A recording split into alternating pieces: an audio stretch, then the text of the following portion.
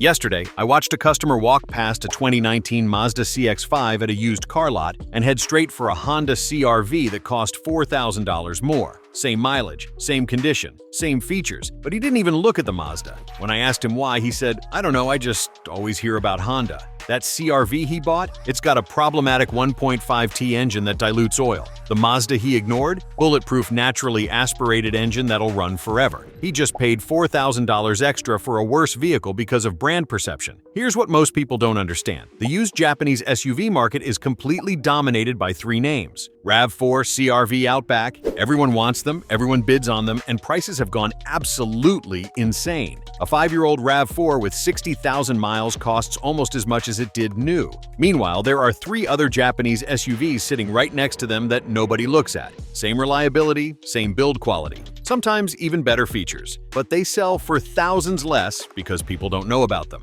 I've been working on Japanese cars for 19 years, and I've seen which models actually hold up over 200,000 miles. These 3 SUVs are absolute gold mines if you know what to look for. They're reliable, affordable, and undervalued. In this video, I'm revealing the 3 cheap Japanese SUVs that everyone ignores but should absolutely be buying right now. If you're shopping for a used SUV and don't want to overpay for a RAV4, stick around. Let's get into it.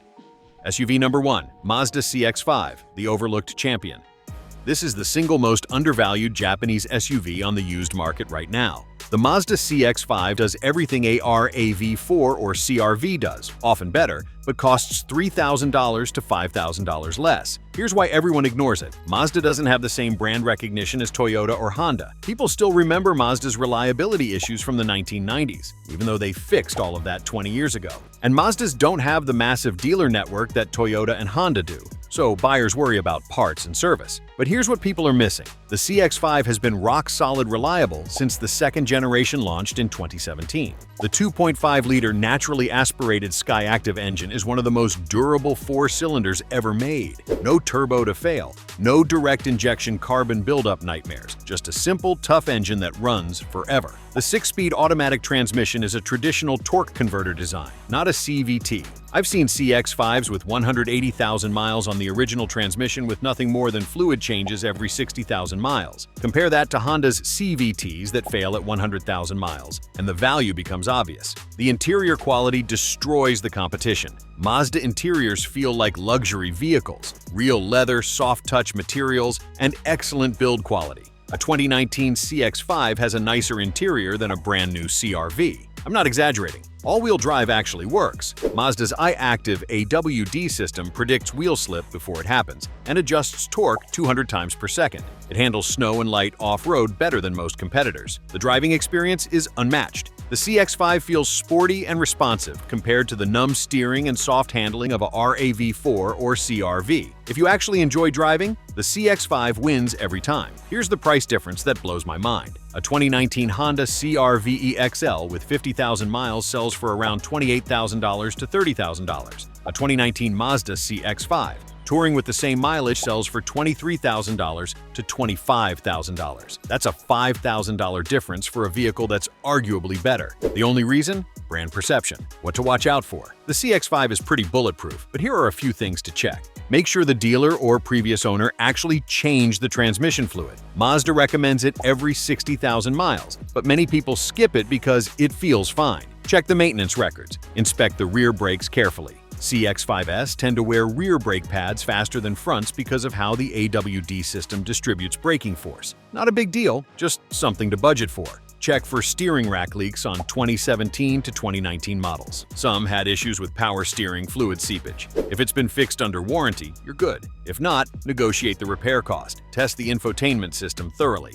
Mazda's older system is reliable but slow compared to newer competitors. Make sure the touchscreen and controls work properly. Who should buy a CX-5? Anyone who wants a reliable, comfortable, and fun-to-drive compact SUV without paying RAV4 prices. Families who need space and versatility. Enthusiasts who refuse to drive boring crossovers. Anyone shopping on a budget who wants to maximize value. The CX-5 is the smart buyer's choice. It's what you get when you care more about the actual vehicle than the badge on the hood. SUV number 2, Nissan Rogue. Yes, really, but only specific years. I know what you're thinking. Didn't you just tell me to avoid the Rogue because of CVT failures? Yes, I did. And that advice still applies to 2014 to 2020 Rogues with the Jotco CVT. Those are money pits. But here's what everyone misses. Nissan completely redesigned the Rogue for 2021, and they fixed almost everything that was wrong with it. Here's why the 2021 Plus Rogue is a goldmine. Brand reputation is destroyed. Everyone knows Nissan CVTs are garbage, so nobody wants a Rogue anymore. Prices have tanked. A 2021 Rogue with 30,000 miles sells for $8,000 to $10,000 less than an equivalent RAAV4. That's insane value if you know what you're getting. The new CVT is completely redesigned. Nissan ditched the horrible Jotco CVT9 and developed an all-new unit. Early data shows it's holding up much better than previous generations. I've seen 2021 to 2022 Rogues with 60,000 to 70,000 miles with zero transmission issues. The 1.5-liter turbo engine is solid. It's not the fastest engine, but it's reliable and efficient. No major issues reported yet. Just change the oil every 5,000 miles and it'll run forever. The interior is shockingly good for the price. Nissan went all out on the 2021 redesign.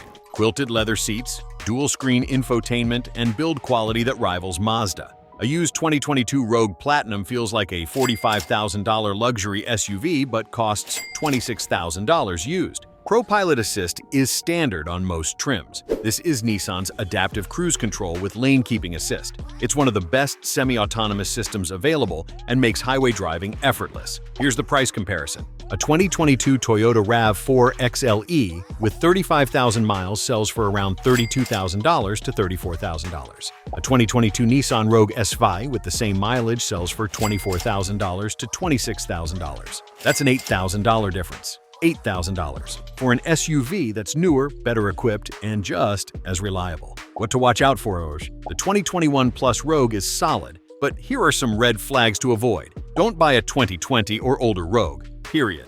The old CVT is a ticking time bomb. Only consider 2021 or newer. Check the CVT fluid condition at purchase. It should be clean and red.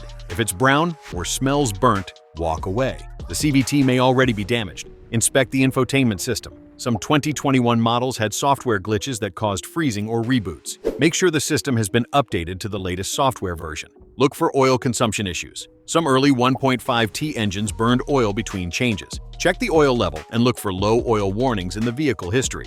Verify all recall work has been completed. Nissan had a few recalls on early 2021 models for minor issues. Make sure they're fixed before you buy. Who should buy a 2021 Plus Rogue? Budget-conscious buyers who want a modern SUV with the latest technology. Families who need space and comfort without overpaying. Anyone willing to take a calculated risk on a redesigned Nissan for massive savings. People who drive mostly highway miles and want excellent fuel economy with ProPilot Assist. The 2021 Plus Rogue is a redemption story. Nissan knew they had to fix their reputation, and they actually did it. But because the damage is done, prices are still rock bottom. That's your opportunity. If you made it this far, then consider liking this video, giving it a thumbs up, and subscribing to my channel. This helps me bring you more honest car advice. SUV number 3, Mitsubishi Outlander, the ultimate budget option. Okay, before you click away, hear me out. I know Mitsubishi has a terrible reputation in the US. Their dealer network is shrinking. Parts can be harder to find, and the brand is barely hanging on. But if you're shopping on a tight budget and need a 3-row SUV with AWD, the Mitsubishi Outlander is an absolute steal. Here's why everyone ignores it. The Mitsubishi brand is basically dead in America. Most people don't even know they still sell cars here. Dealers are few and far between, so buyers worry about service and resale value. And the previous generation Outlander looked dated and cheap compared to competitors. But here's what makes it a goldmine. Prices are dirt cheap. A 2018 to 2019 Outlander with 50,000 miles sells for $14,000 to $16,000. That's $10,000 less than a comparable Highlander or Pilot. You can buy a nice used Outlander for the price of a clapped-out domestic SUV with 120,000 miles. The 2.4-liter four-cylinder engine is rock solid. It's a simple, naturally aspirated engine that's been used in various Mitsubishi models for years. No major issues, no fancy technology to fail. Just a reliable workhorse. The CVT is co-developed with Jotco, so yes, it has some of the same DNA as Nissan's problematic units. But in practice, Outlander CVTs seem to hold up better, probably because the engine makes less power and puts less stress on the transmission. 3-row seating for cheap. If you need 7 seats, your options are usually a Highlander, Pilot, or Explorer, all expensive. The Outlander gives you 3 rows for half the price, 10-year/100,000-mile powertrain warranty. Even used Outlanders often have remaining warranty coverage. That's peace of mind you don't get with other brands. Here's the insane price comparison. A 2019 Toyota Highlander LE with 50,000 miles sells for around $35,000 to $37,000. A 2019 Mitsubishi Outlander SEL with the same mileage sells for $16,000 to $18,000. That's literally half the price. Yes, the Highlander is nicer, but is it $19,000 nicer? No way!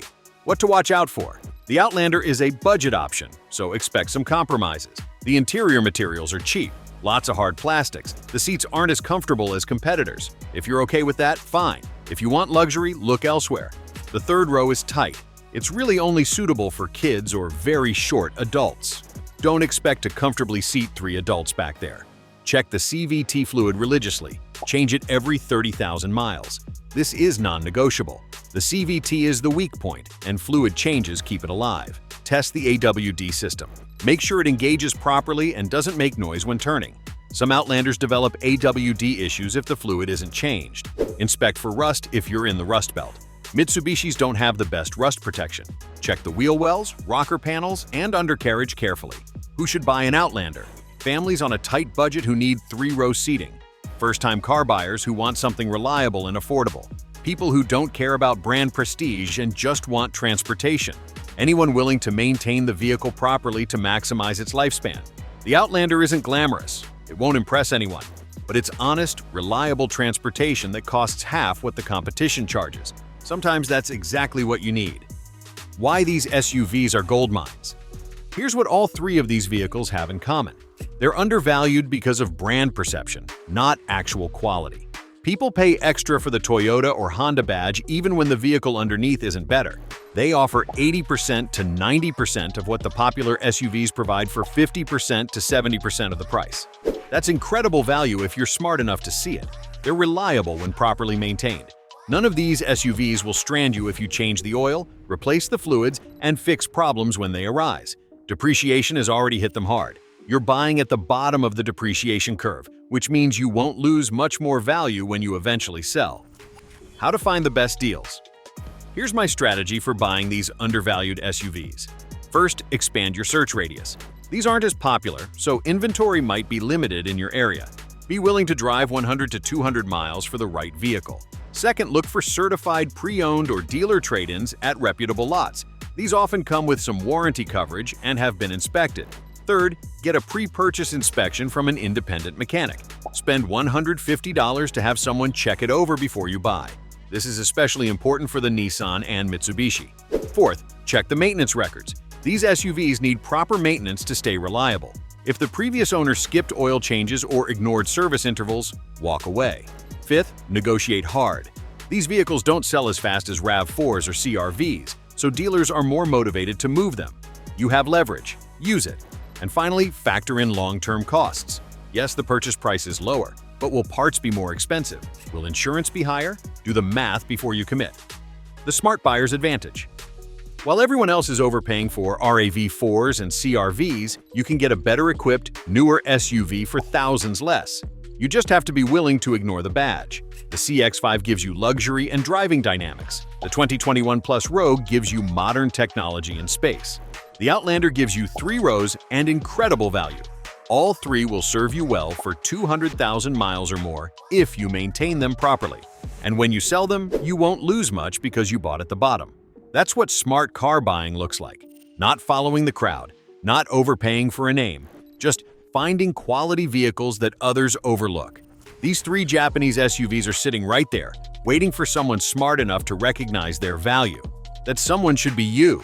If you found these tips helpful, be sure to watch this next video as I am sharing insider tips to help you cut repair costs and keep your car running like new.